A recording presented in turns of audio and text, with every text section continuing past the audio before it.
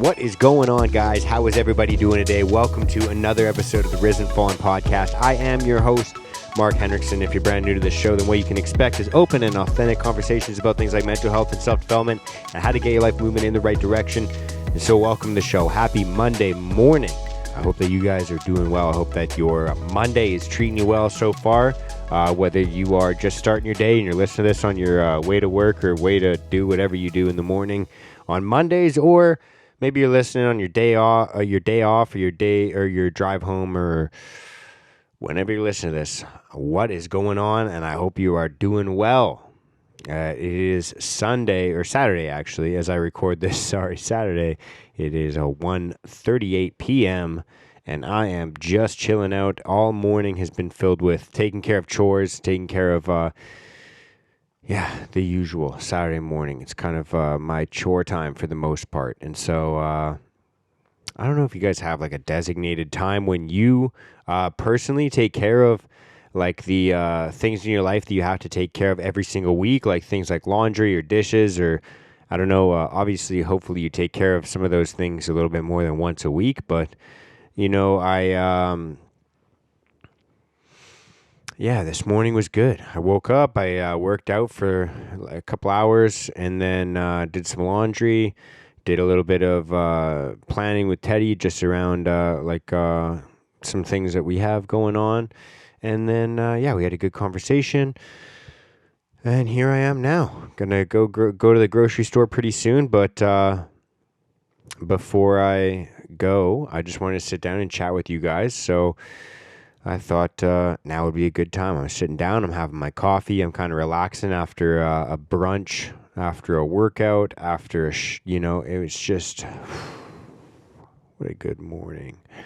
And I hope that you guys had a good morning as well. And if not, I hope that that's about to turn around. Cheers. I'm going to take a little sip of my coffee and we are going to get rocking and rolling. I hope that you guys are doing well. Thank you for bearing with me.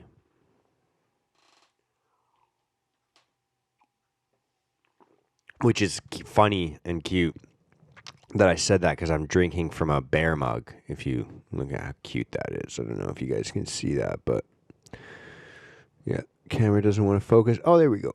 Beauty little bear mug, eh? I hope you guys are doing well, and happy Monday. I've already said that, but I just I was thinking about this last night. I had one of those nights where I was kind of tossing and turning, and I was kind of just like thinking about things, and I don't know if you guys have that as well, where like I had this thought going on in my head, and I couldn't really figure it out or pinpoint what exactly I was trying to, why my brain was so active, what I was trying to think of at the time. Because my brain was just racing, and I was trying to basically find the words to express the idea that I was thinking of at the time.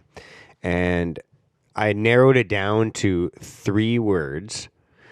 And these are not even probably original words. This is definitely not an original idea. I've heard about this through books and through podcasts. But last night, I was laying in bed. I had my little sleep mask on, my little cutie little sleepy mask on, and my little earplugs in. I was just like a little, just like a good little boy, just ready, tucked in, all ready for bed. And then I get all cozy and comfy, and I'm just happy as a clam, and I'm just freaking so stoked. I love being in bed and just comfy. And I close my eyes to just start to drift off to dreamy land. But I just have this idea in my head, and it's just kicking around so much, and I can't stop thinking, and I can't stop, my brain is just racing, and it's like, here I am. I'm so tired, like I'm yawning. I'm physically exhausted. Like I couldn't get up if I tried, but my brain is just firing away. And I just had to, I basically just like went and grabbed my phone and like wrote down what I was thinking of. And then I knew that would just give me the peace of mind to be like, okay, now I can just stop thinking about this because I thought it out.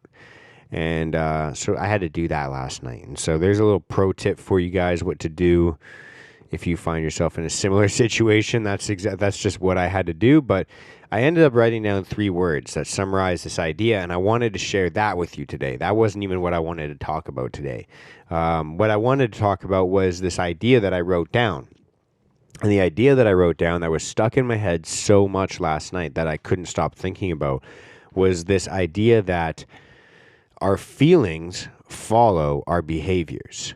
And I wrote down just simply feelings follow behaviors. But I think it just sounds nicer if you just say our feelings follow our behaviors. So regardless, I started thinking about this concept, this idea that our feelings follow our behaviors. And I think that that's so important. You know, we hear all the time that motivation and discipline, there's like a huge difference, because a lot of the time with motivation, you're waiting to feel it before you act on it, whereas discipline is just acting on it before you feel the motivation or not. Like that's the definition of discipline, to do something when you don't actually feel like doing it, because it doesn't take discipline to do something when you feel like doing it. So that's what motivation is. And I think that a lot of the time we can kind of understand and conceptualize that, you know, even that is pretty difficult for a lot of people to understand and conceptualize. But I think that most of us can grasp that concept, that motivation and discipline concept of, you don't have to wait for motivation. You don't have to wait to be inspired by hearing me say something or hearing someone else say something on a podcast to start to act on something. You just need the discipline. But I think a lot of the time we forget about how much that correlates with our feelings, the rest of our emotions. A lot of the time in this day and age, a lot of people will tell you, you know, when you feel sadness or when you feel anger, when you feel, anything that we attach a negative connotation to, a lot of the time you're told to, you know, you just have to kind of like, don't brush it off, or, you know, you have to acknowledge it. You have to identify with it. You have to do X, Y, and Z, and just kind of, you know, it usually points you in the direction of,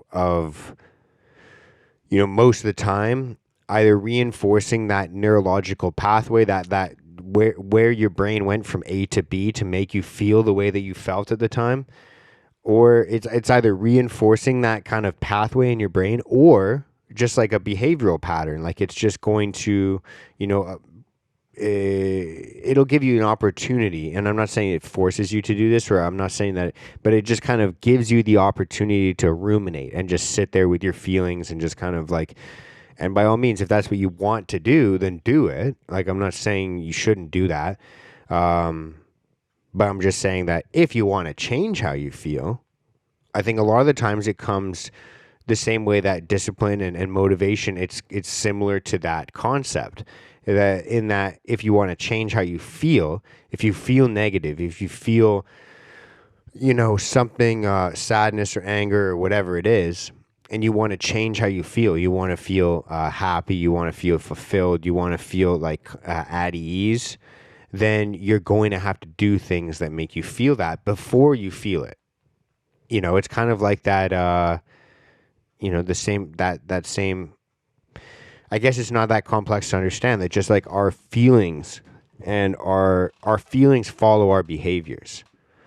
And so I think that all of us, like as human beings, there's innate feelings that we get from certain behaviors. You know, there's when we talk about like the serotonin or dopamine release that happens when you exercise. That, for example, is you know, one of those innate things that just like it goes across the board for like the majority of human beings, that when you exercise, when you do something rigorously, when you push yourself, you're going to get a rush of dopamine and serotonin. And so if you're not feeling good and you need a rush of dopamine and serotonin, then it's obvious that you need to act before you feel good. You need to do the actions and the behaviors, and then you'll be rewarded with that, as long as your dopamine system is at like a healthy balance point. But that is another episode for another time. And I think as well, like, you know, it's not just the exercise thing, although that is something that's obviously going to make you feel good pretty quick, but it comes from many different things, and there's too many to even name. But just to give a few more examples, like the oxytocin release that you get when you give somebody that you love a hug, or whatever innately makes you feel proud of yourself or just feel happiness or joy, and understand that maybe you need to even journal or reflect on this and write out a list for yourself of things like, if I feel sad, if I feel angry and I want to feel good, here are some behaviors that I know most of the time will make me feel good. And if you have a list for yourself and you have like I don't know, hug somebody I love, or go for a run, or do a workout, do a group fitness class, go for a bike ride, walk a dog, walk until I see a dog, or like do anything. Like, you could read 10 pages of a book if that makes you feel accomplished, if that makes you feel good about yourself, if that's challenging for you. Build something, make something. Like if something like maybe drawing a picture, or painting a picture, or writing a song, or singing someone else's songs, or, you could write out a list of behaviors that will trigger that dopamine or serotonin rush, or give you motivation. This works the same as like basically that is it Pavlov's dog or whatever it is, like the dog where it's like the cue and then the action and the result or whatever it is, like to create new behavioral patterns, but you're actually just creating new feeling patterns. You're just creating like a formula for yourself. So it's like a contingency plan of like, if I ever want to change how I feel, if I ever feel bad and I want to feel good, this is what I can do. And I think understanding that concept, just that pure concept of the fact that our feelings follow our behaviors and not the other way around, then it helps us understand a lot more, that we shouldn't feel guilt, and that we can give ourselves grace when we're not feeling good. Because then instead of feeling like, oh, I'm not feeling good, I'm not sad, I'm sad, I'm feeling depressed, I'm feeling anxious, I'm feeling X, Y, or Z, whatever you're feeling, instead of feeling like you're feeling negative because you're broken, I think that a lot of the times you can understand like, hey, I'm not feeling good right now as a result of some of my behaviors. And some of those things are going to be easy to change, and some of those things are going to be difficult to change, but they are all alterable. Like, I can change any of these things. And so if I don't feel good right now, that's okay. I'm not broken. I've just made some mistakes and I can fix this. I'm the person that's able to fix this. You can go through this inner dialogue in your head and understand that your feelings will follow your behaviors. And so if you want to be a happier person, somebody that is less stressed out, somebody that is more loving, somebody that is more compassionate, you have to understand that those feelings that you're going to have, the feelings of happiness, the feelings of compassion, the feelings of love, the feelings of patience, all of those things are going to follow your behaviors. They're going to follow the things that you do on a daily basis. And so all of this really does come down to some sort of self-reflection, of understanding like what actually genuinely makes me happy and what actually genuinely makes me sad and upset. And when you have that list for yourself, and then you know how to map your life out much easier, because obviously there's going to be things you can control that you can't control in your life, but there's going to be a majority of things that you can control. Like, you have a lot more liberty than you think. Honestly, I think that when we can finally understand, and this is something that I'm still trying to figure out myself, because I'm still subject to my own feelings of anger and happiness and sadness and despair and anxiety and confusion. But I think that the sooner that we can realize that the way that we feel is a result of the way that we behave and the habits that we have and the things that we do on a daily basis, then we can start to map out when we feel upset, and we can start to map out when we feel the most happiness, and we can start to plan, certain habits or behaviors around the times when we feel angry or upset or happy and joyful. And I think that, I don't know if that's just kind of like an abstract thought or something that we can kind of play around with or think about, but that was what was bothering me last night. I was just kind of thinking about this idea, and So that's why we talked about it today. So I hope that when I listen back to this, I have a bit more clarity, and I hope that maybe this kind of gave you guys a new perspective or a new way to think.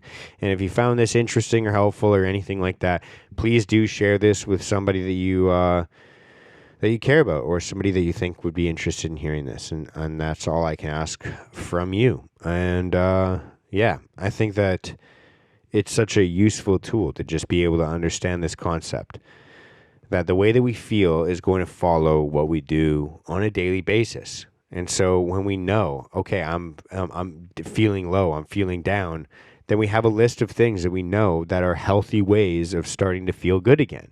Things like exercise, things like spending time with loved ones. Sometimes that's going to be something like a little bit of solstice, maybe something, I don't know if that word even makes sense there, but I think what I was trying to say is solitude, like going to off by yourself and meditating for a bit, or journaling, or exercising by yourself just to clear your own head.